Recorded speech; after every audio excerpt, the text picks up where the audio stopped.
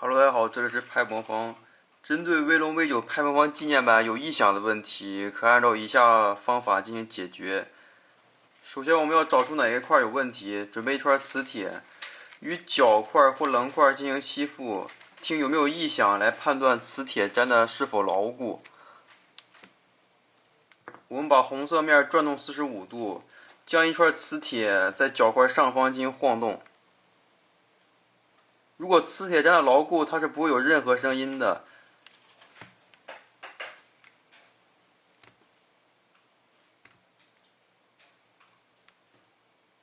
这4个角块都是没有问题的。再来测试棱块，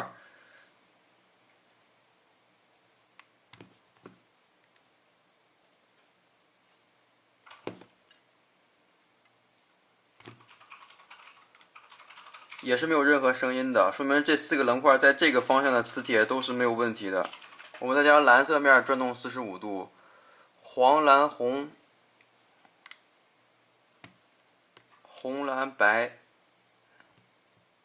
白蓝橙角块都是没有问题的。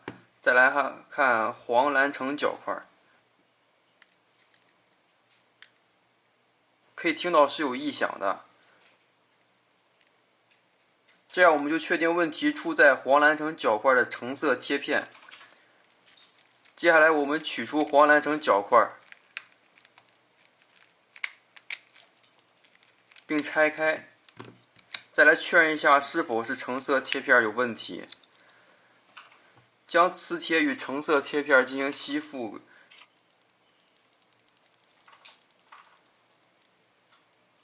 可以看到磁铁会在磁铁槽内晃动并发出声音。这个磁铁槽由于胶水不够多，导致磁铁粘的不够牢固，在魔方的转动过程中就会发生异响。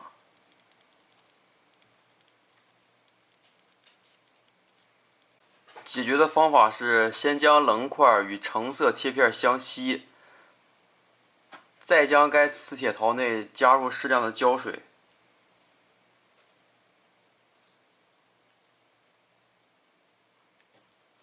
待胶水凝固后再组装魔方，异响就会消失。